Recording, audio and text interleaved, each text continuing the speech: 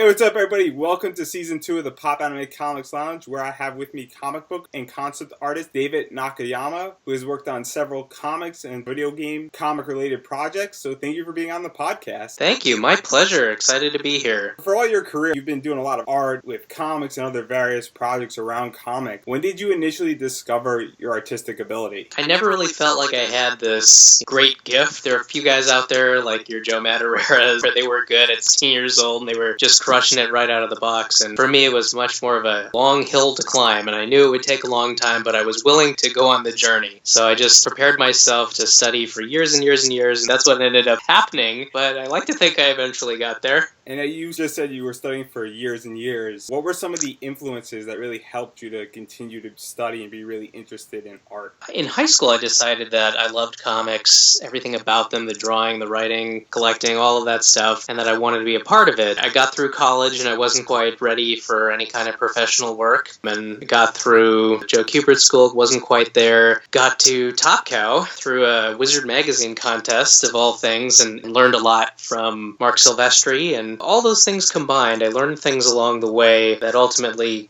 got me to the level I needed to be. The artists that originally got me excited about comic art in the first place were a lot of the Image guys, and in particular Jim Lee and Rob Liefeld and Mark Silvestri. Those three guys were just blowing me away, and I wanted so much to do what they were doing. And then later on I discovered Adam Hughes and J. Scott Campbell, and just had a really great run-in with Adam Hughes at San Diego Comic-Con one year, where it took 20 minutes at the DC booth just to look at my stuff, not like a formal interview, just he was nice enough to talk to me while I was standing there, and he gave me great advice as I was about to go off to the Kubert School that just totally shifted the way that I drew. In college, I was able to make up a course for myself where I just copied anatomy books cover to cover and did these like tracing paper overlays so I could understand where all the muscles connected and stuff. Frank Cho once said that was something that every artist should do to learn it. I really think he's right. That was extremely useful. And now to back up a little bit, and I'm curious, what comic books were you reading all throughout high school? When I started, it was all the Image stuff, and before that, it was really Uncanny X-Men with Jim Lee that just totally blew my mind. I didn't know comics could look like that. That one really knocked my socks off. I was just trying to copy his stuff and the other Image guys all through high school. Every guy I knew was doing that. And it wasn't so much about the story at that point, it was just about the flashy art, and that was cool. And then later on, it kind of shifted, if you remember, to be more of a storytelling and writer-based medium. You got stuff like what Warren Ellis was doing at Wildstorm in particular, or what Alan Moore was doing at ABC. And those series, Tom Strong, and in particular Warren Ellis's Planetary and The Authority, those stories just captured my heart completely. I'm like, these are really compelling and have great art as well. So if you ask me what's my favorite comic of all time, because a total package, it's probably Planetary, because that comic was just perfect cover to cover.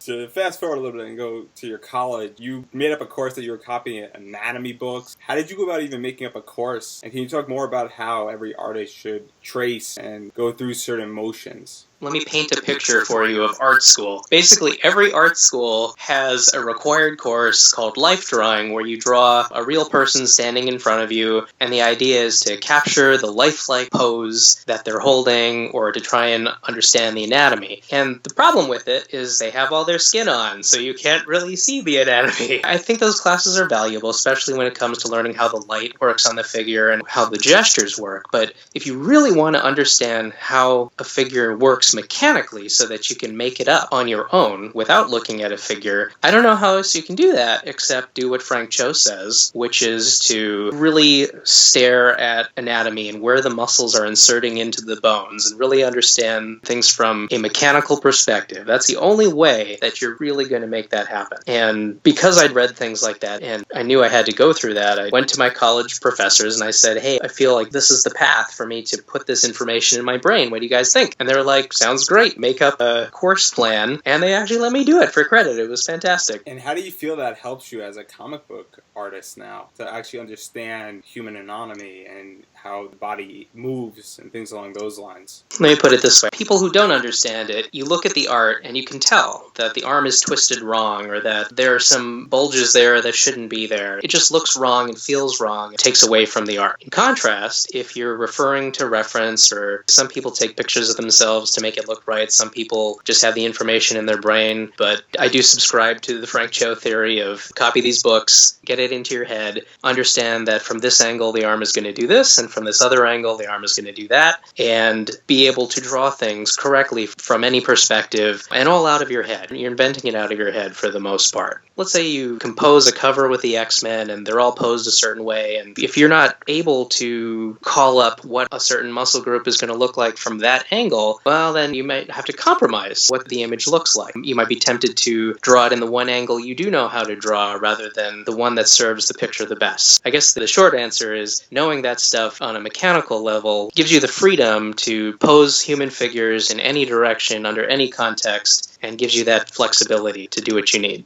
And now, having all this information, I want to talk about how you got to Top Cow. Your journey is very interesting because it really started with Wizard Magazine's Be the Next Top Cow Superstar. How did you find this contest, and what did you do for this contest? Top Cow has a long tradition of finding talent for years and years. Mark Silvestri has an amazing eye for talent. There's just a long list of guys he's personally pulled into the industry that went on to become a big deal, much bigger than me. There are the Michael Turners of the world and the Dave Finches of the world and people like that. This guy has got the eye, and he's a fantastic teacher on top of it. So they have this program that they do every year where they bring in a fresh crop of brand new talent that they find out of nowhere. And that particular year, they happened to do it through Wizard Magazine, and I happened to be one of the picks. You know, I'd been trying for a long time to crack the system. I was doing the rounds at comic conventions and showing the portfolio and doing everything you're supposed to do. And it just happened that that was the break that I got. And, you know, it's funny, like, if you talk to comic book art pros, literally every art pro has a weird story about how they got their first job. I think Silvestri once told me that he bugged a DC editor in his hotel room or something like that. Another artist that worked with us that year at Top Cow, he bought a foosball table, and that was his way of getting in. It's always a funny and interesting story. Someone could make a book out of the weird ways that people get their start in comics. So having winning this, what happened when you won, and how did that really get you into Top Cow? That was the prize. The prize was an internship for a year. One penciler, an inker, and a colorist who were brand new to the industry would come out to the studio and learn under Silvestri and other veterans who were there and hopefully rise to the level of getting their own book at some point. So when I was there, it was Mike Choi and Tyler Kirkham and myself were all pretty much brand new. And there were older guys like Eric Basildua there, plus Mark, and it just made for a really cool little group of artists. We would all work together and learn under Mark, and I gotta say, like, the chance to learn directly from a pro is a way faster way to learn than the alternative. Trying to go it alone or even going to school is a slower process than just having the mentor over your shoulder teaching you things. And I still find that to be true even at the game studio I work at now, where I have to be the mentor and I show junior artists how to digitally paint better or design better, create concept art better. It's really effective to work right over their shoulder and draw with them. That's the fastest way to get information into somebody's head. So having working with the colorist and the inker as well as Mark Silvestri, what was the best advice that you got out of that entire experience? I'll never forget, on the very first day I was there, I was just sort of drawing Jackie Estacado darkness picture, and Silvestri walks up, and the first thing he said to me was, I don't know if he's handsome enough. And I couldn't see it. It was too junior an artist to realize that I was doing a cartoony thing at the time. The faces were just ending up sort of warped and weird, and I couldn't see it. I couldn't step back and understand the problem with it. He was, in a very nice way, trying to push me in the right direction. That was sort of how it worked. I had a lot of bad habits that I kind of had to unlearn over the process of the time that I was there. And the real lesson is that you need to be really honest with yourself about where you actually are. Like, you can't at any point go, yeah, I'm pretty awesome, because you are lying to yourself. It's much better to always think, oh, I wish I was a little more awesome, to want it and want to keep growing. The moment you think you've got it all figured out, that is when you stop learning, and it's a big problem. And Silvestri was really, really good at helping you see things that were deficient in your work. Now, I'm going out here on a limb, but I'm assuming that a lot of your bad habits were broken as you got an opportunity to work on Witchblade. I got to draw one full issue of Witchblade, and I did okay, but I don't think it was my best work. I was still learning things. I was still in the middle of moving from a very cartoony thing to some sort of Top Cow thing. It was just sort of in the middle, and it wasn't really gelling yet, so it was okay, but it was competent, but it wasn't great. And then on top of it, at that point, I was doing pencils, and then you had inkers coming in and doing their own thing, and colorists coming in doing their own thing, and none of us had ever worked before, and it was just not gelling, so you get sort of a mess. And for me, that was hard to get around for the entire time I was drawing interior comics. You'd hand off your pencils to other people, and sometimes they'd do great and sometimes they wouldn't. Same with colors, and by the time the book came out, sometimes it would be recognizable to you as your own work and other times not. So one of my great frustrations by the time I was out of doing interior comics was the lack of control you have when all you are is the penciler. So I thought about that for a long time as I got into the game industry, and when I eventually came back to do covers, just because I love comics so much and it was really hard for me to stop doing that. That was sort of like a way for me to come back. When I came back to do covers, I was doing it pencil, ink, and color myself, just so that I could get to the image I had in my head more closely and not have to rely on the good luck you have to get a perfect match inker or a perfect match colorist who's going to do what you hope or better. It just made more sense to me to try to control it myself. And now to talk about a comic that's kind of in the game realm, but you were still doing the pencils and still working on it, is City of Heroes and that entire comic. What was it like working with Dan Jurgen? And we can't forget Mark Waite, who wrote the first story arc for that series and who is one of my all-time comic book heroes. Think about this is my second or third comic book ever, and Mark Waite is writing it, and I'm just thinking, oh, this is awful. I'm just not worthy at all to draw this comic. This dude is so much better than I deserve to work with, and he was so great and so nice, and he did such a great job, and I just did not want to disappoint, and it was tough. I could have done better. Our team could have done a lot better. I still think it was ultimately a good comic, and I'm proud of that comic. And City of Heroes, I worked on that game for 4 years, and I drew the comic for over a year. I did conventions with them. Like, City of Heroes was a big part of my early career and really close to my heart.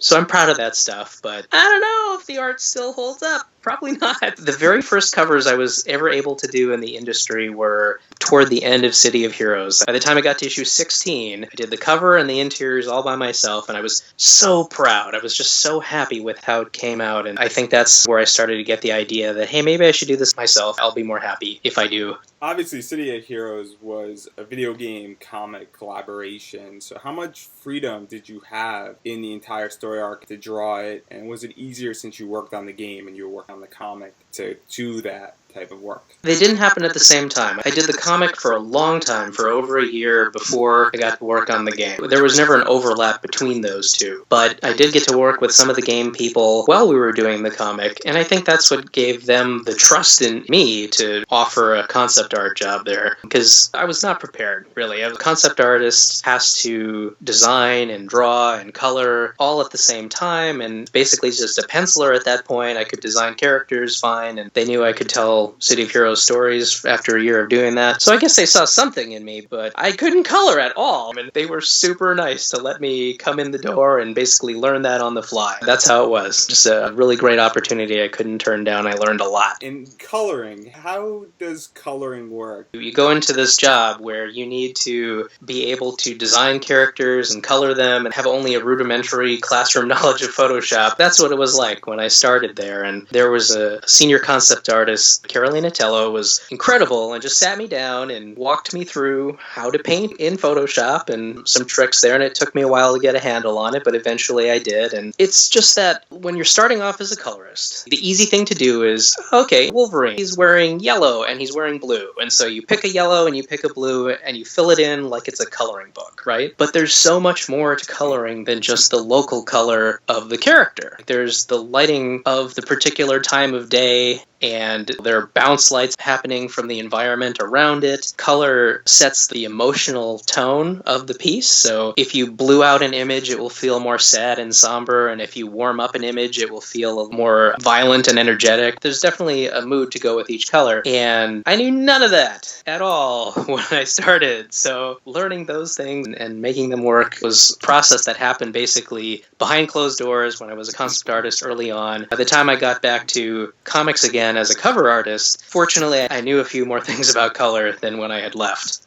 While doing all the coloring and doing all this work on City of Heroes, how is the comic received by the fans of the game?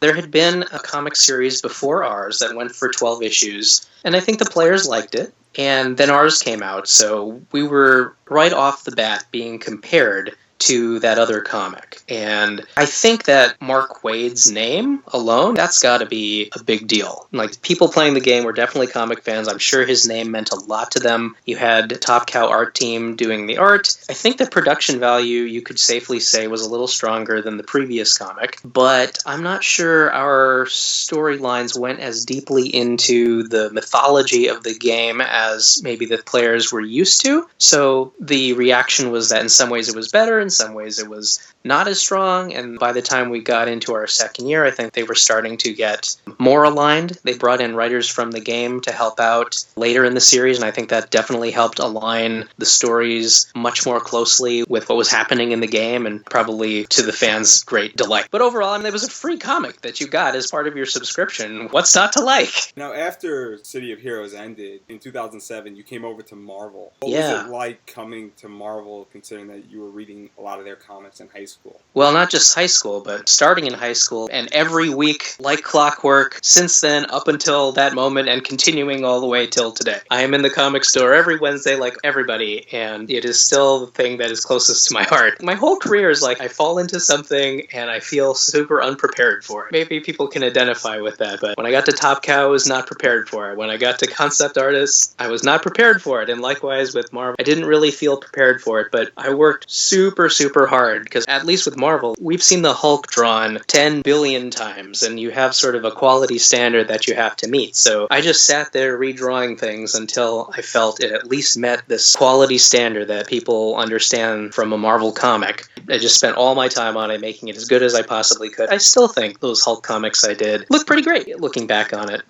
And your big thing was Marvel Adventures. You did a lot of Hulk issues, you did some Fantastic Four, and you did some Spider-Man. What was it like kind of doing the core, or at least 3 of the core Marvel heroes? It was a gift. These are iconic characters that I cared a lot about. I feel the same way working on the Avengers Academy game now. These are just characters that I absolutely love, and I feel like I know very well from probably about 25 years of reading the comics. So to draw them is really just a gift and a treat. I didn't work on any of them very long except for Hulk. Worked on Hulk for about a year, and the other ones I only had for a couple of issues, but we did a really great Spider-Man Gets the Powers of Thor issue that's been reprinted a couple times since, and our Doctor Strange Hulk issue got reprinted recently when the Doctor Strange movie came out, so some of those books live on. That was definitely super fun. Is it a badge of honor for you when your book gets reprinted or your issue gets reprinted? Who wouldn't like that? Most comics probably get printed once or twice, and then they sort of go into the dustbin of history. But anytime a book of mine gets reprinted, it's nice to think that new people might be reading it or experiencing it. That's not really lost. I do love that. And with Big Hero 6, it was the same thing. That book was a really small, under-the-radar title. Definitely put my heart and soul into that thing. Did a ton of research and a ton of costume designs for it that I was really proud of, and really moved the team in visually a new direction. I just put everything I had into it. It was not a sales blockbuster. It was not everybody's favorite book that summer. It was a very quick miniseries that was under the radar that didn't really do a lot for Marvel. And I thought, wow, okay, well, that was completely forgotten. And I was sad about it for a long time. And then the movie, out of nowhere, happened. It was the weirdest experience you could possibly have. I totally thought, there's one of those dustbin books that no one's going to ever think about again. As proud as I was of it, I don't think anyone cared about it. And then to have it come out and be a movie and be really successful, and for people to care about those comics and want the number one. That was a trip.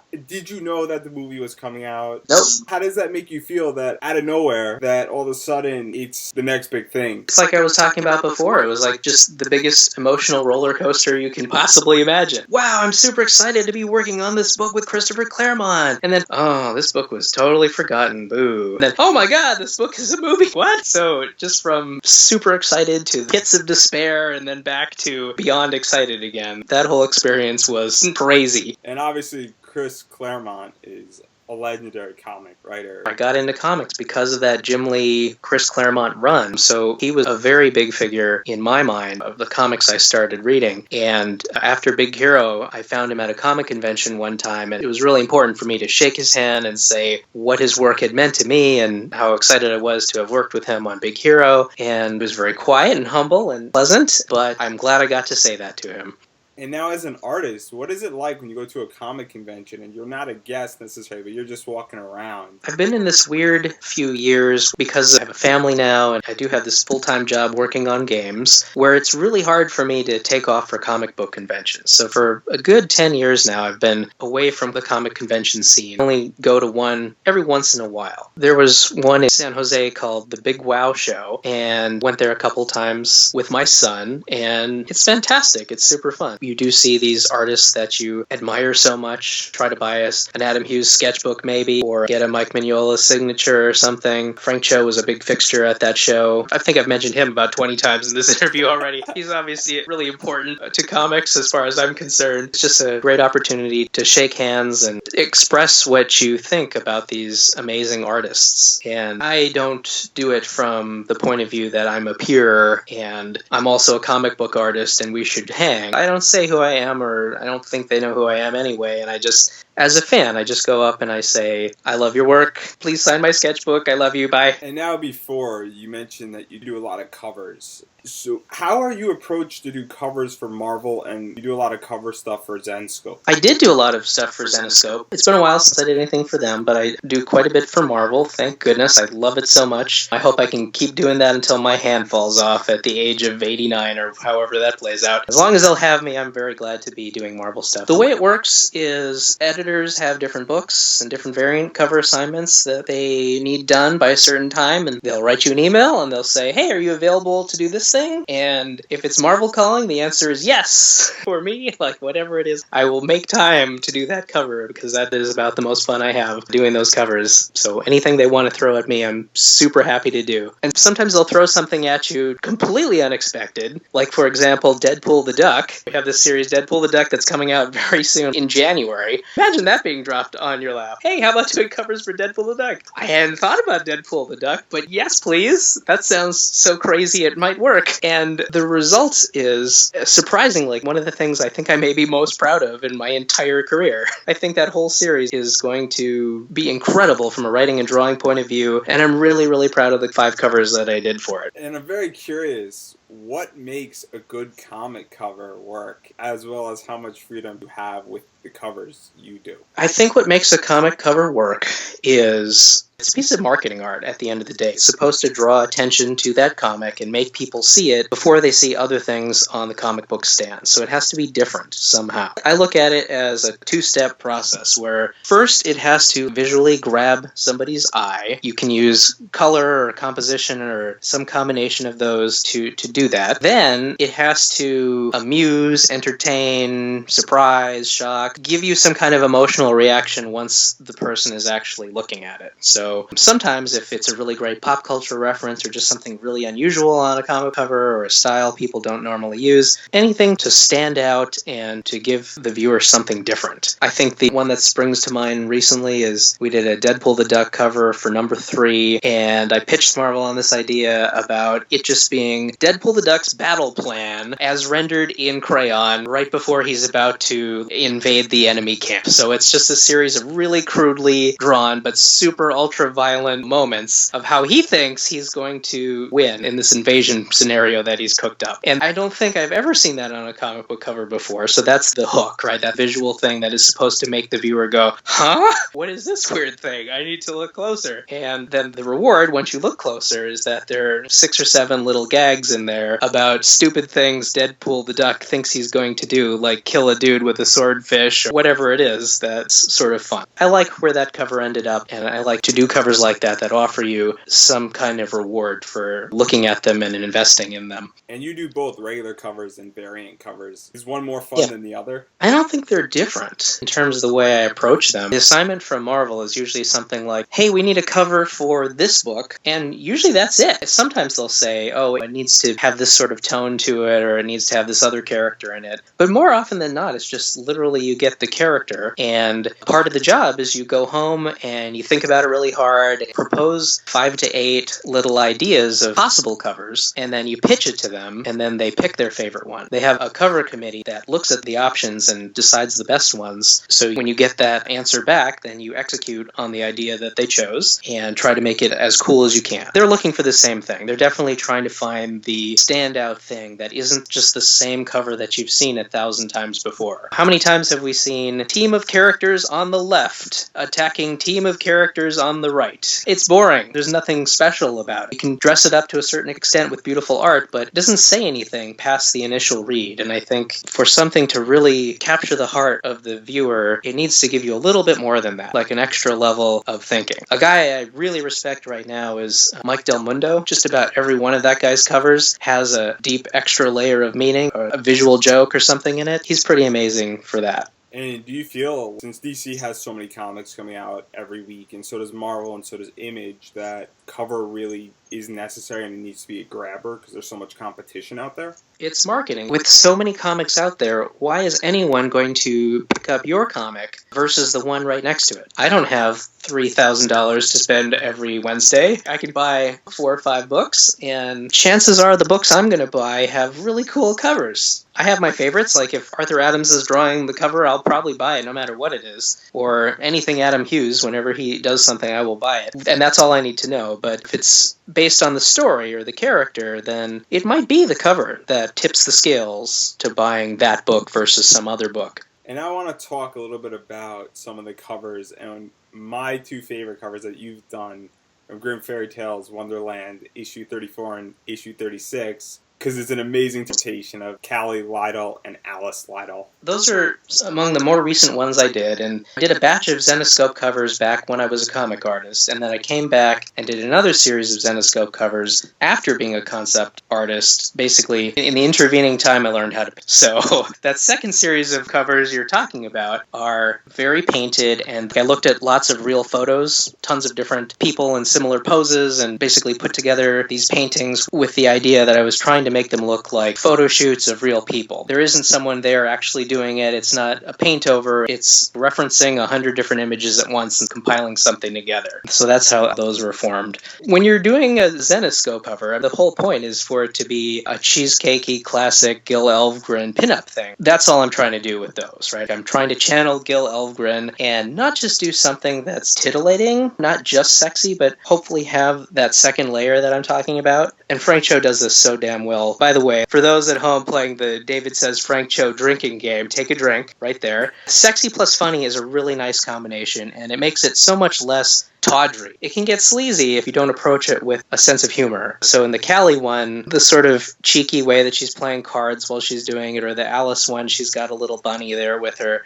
I think if those elements weren't there, it would be less fun, it would be less humorous, and it would be more salacious. And I don't want to be salacious just to be salacious. I want it to feel like one of those classic pinups from the golden age of illustration. And both of these covers were done with the 10-year anniversary in mind. Did that play a factor into your building of these covers? I did 3 of those. Beside the 2 we talked about, I also did one for Grimm Fairy Tales with Sela. To some extent, I was trying to do something that felt it encapsulated the essential quality of the main character for each one. My favorite of the 3 from that perspective is the Sela one, because she's standing there, she's holding a giant book that says Grimm Fairy Tales on it, so you're not quite sure if it's referring to the comic or possibly the actual Grimm Fairy Tales. And then in the background, it's got the actual text in German from one of the original Grimm Fairy Tales. I like that combination, that extra layer of stuff to get invested in, on top of it being a pretty girl in the middle of the picture. You also asked if I was trying to sum up the series a little bit. I think with the other 2, they wanted a photo shoot kind of thing. So it's very clean, it's very simple. The white thing makes it feel like a photo shoot. So there's not a lot of storytelling in it. It's just a sexy picture. So I guess those 2 don't really sum up much as the Sela one, but they were doing their own thing. And both the Callie and Alice were just reissued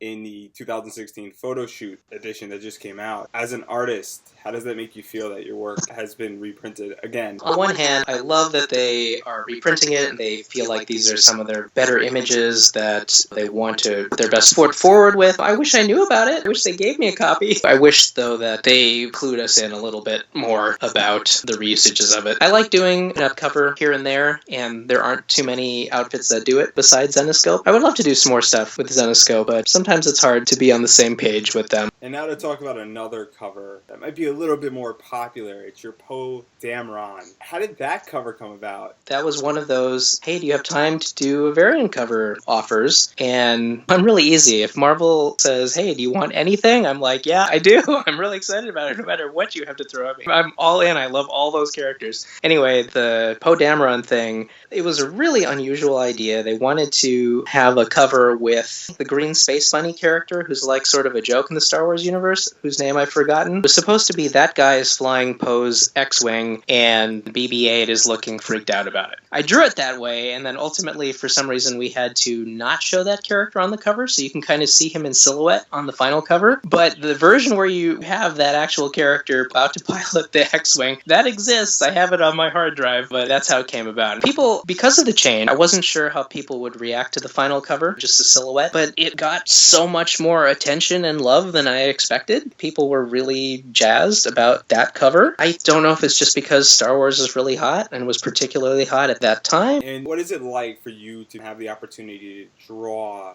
something Star Wars related for Marvel? It's amazing. I love it. The way I explain it to people is that I'm an equal opportunity nerd. So I love my Marvel, I love my Harry Potter, I love 80s cartoons, I love Star Wars, and I love them all equally. I'm very excited about all of those IPs. Any of the above. Love all of them. Very, very happy and feel really lucky to draw those things. You know what's fun about it too is every artist has their own interpretation of these characters. So it's really fun for me to see how Adam Hughes or J. Scott Campbell or anyone you choose to throw out there, everyone does it in their own way. And it's fun for me in the same way to try to do it my own way and put a little spin on it. And now, being that you're a comic artist and you've done so many covers, have you ever got any of your work CGC'd? I have not personally. Every time a comic of mine comes out, I make sure to order about 5 to 10 copies, depending on what it is, at my LCS. I don't know why. I don't know if my kids are going to care about it someday or not, or if it's just a good thing to do to support your own work. It's just really fun to go to the comic store and buy something that you worked on. Some of those reasons probably why I do that, but I don't think about it from a collector's standpoint really at all, so I don't really store them with backer boards very much. Definitely never slabbed anything. I'm really excited if people do that, though. And at your local comic store, do they know who you are? They eventually figured it out, and they're really cool and nice to me. They'll send me text messages. They'll be like, hey, you forgot to order your usual 5 copies of Rocket Raccoon number 4. Did you want us to order that for you? I'm like, yes, thank you for remembering that. Please order those for me. That's the kind of extra service they'll give me. They know I want them, and sometimes I just forget. And they know how much I love Frank Cho or Adam Hughes. Take a drink. If one of those guys does a variant cover, then they know without me even saying anything that they should pull it for me. And now on a more serious note, I think we covered so much of your career, but I'm very curious what advice you have for people who want to get involved in the comic industry? My great advice is, I've said it before in this very interview, you need to be honest with yourself about where you actually are and be prepared for how long it's going to take. If you are like me and you're not Joe Madureira and you're born already knowing how to draw, it's going to take years. I forget who originally said it, but it takes 32,000 hours to master something. That's true for everything, and it's definitely true for learning how to draw. So unless you're born a genius, be prepared to spend 32,000 hours to fail and fail and fail and fail, and then be okay for a while, and then eventually get good, and then be great. It's one step at a time, and it will take forever, and it will require tons of sacrifice of your time to do it over the course of many years. At least that's what it was like for me, and I still feel like that process is ongoing today and will be forever until I croak. If you love something enough, you're going to make it happen. It's the perseverance thing. That's what it's about. If you want it enough, you will spend the time to make it happen. And the other thing is, you often hear artists who are afraid to copy other artists' work because they feel like it's cheating and it's bad form. I would say the opposite. I think the way to find yourself as an artist is to directly copy the artists that you like. And what happens is you absorb different pieces from each artist you love, and the unique concoction of those things helps you find yourself. It's actually a shortcut for becoming yourself, because at the end of the day, it's your brain that's saying, this is good and I like it. And you're finding the puzzle pieces in other people's work to help you get there. So I definitely think young artists should not be afraid to copy from other artists' work. Also, life drawing, limited in its usefulness. Go copy an anatomy book. That's where it's at. Finally, do you have anything you'd like to promote? Facebook, Twitter, website? I'm all over social media. If you haven't already, like my Facebook art page, find me on Instagram, Twitter, Tumblr, my own personal page on Behance. Those are all great places to find me. I try to post all my content there as much as I can. And guys, I could not be more excited about the new Rocket Raccoon series. It's Matthew Rosenberg drawing. I think people are going to be absolutely blown away. They'll buy the comic because they like Rocket Raccoon and they won't expect the writing to be as good as it is. So definitely pick up that series. It's going to be awesome. I'm also really excited about Stuart Moore's Deadpool the Duck series, also in early January. Not to mention Slapstick, which is by Fred Van Lente and Riley Brown. They are doing this amazing animation send-up. So in issue 2, for example, he fights basically He-Man, and then in issue 3, you have a send-up of My Little Pony. In the 4th issue, imagine G.I. Joe, but they're all dogs. They're called the War Dogs, and they fight against the evil organization called Scratch. So War Dogs, America's Best Friend, and Slapstick number 4. All good stuff. As always, thank you for listening to this week's episode, and you can find us on iTunes, SoundCloud, and Stitcher Radio, and anywhere else where you listen to your podcast. And while you wait for next week's episode, you can check out Popanimecomics.com for articles relating to anime, comics, and pop culture, as well as you can follow us on Twitter at Popanimecomics for all updates regarding this podcast. Till next week, everybody, have a wonderful week.